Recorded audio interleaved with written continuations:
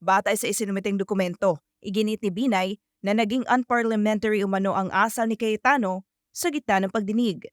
Matatandaan na tinawag ni Cayetano na Marites si Binay, isang sikat pero negatibong termino na ang ibig sabihin ay mahiling magpakalat ng chismis o maling impormasyon. Huwag na nga raw sanang ilihis ni Binay ang issue dahil hindi naman ang personal nilang away ang dapat na pag-usapan. Alam niya namang walang mangyayari dyan sa ethics case eh. Pwede ko rin siyang pailan ng ethics case eh. Dahil unethical din yung mga pinanggagawa niya. Hindi ka pwedeng biglang hindi ka member, bigla kang manggugulo doon. Nagsasalita pa chairman, gusto mong mauna ka, pinagbigyan ka na. Tapos magwo-walk out ka in that manner.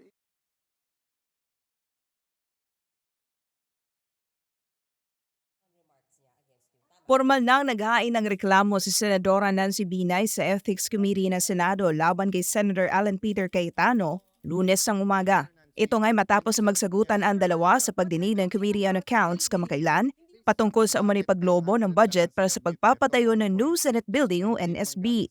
Batay sa isinumiting dokumento, iginit ni Binay na naging unparliamentary umano ang asal ni Cayetano sa gitna ng pagdinig.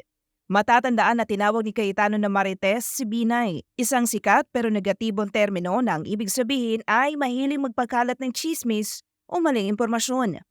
Sa kabila nito, iginit naman ni Cayetano na hindi siya takot sa reklamo ni Binay. Alam niya namang walang mangyayari dyan sa ethics case eh. Pwede ko rin siyang pailan ng ethics case eh. Dahil unethical din yung mga pinanggagawa niya. Hindi ka pwedeng biglang hindi ka member, bigla kang manggugulo doon.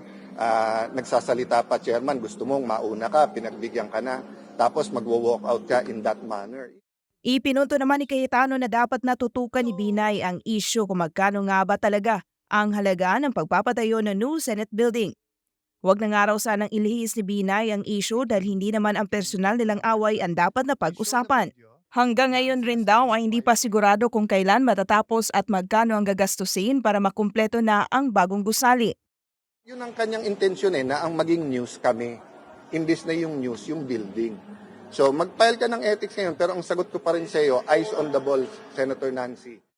Nilinaw naman ni Cayetano na wala siyang sinasabi na may nangyayaring korupsyon sa pagpapatayo ng gusali. Wala pa tayong sinasabing anomalya. Pero bakit ganun ang reaction mo? Ba't ka galit na galit? Diba? Bakit mo talagang nililihis? Don't discredit this inquiry. Kahit sinong gumawa ng inquiry na to, it's clear to me, i-discredit ni Senator Nancy. Ang susunod na pagdinig ng Senado kaugnay sa new Senate Building ay isasagawa sa 10 ng Hulyo, araw ng Miyerkules.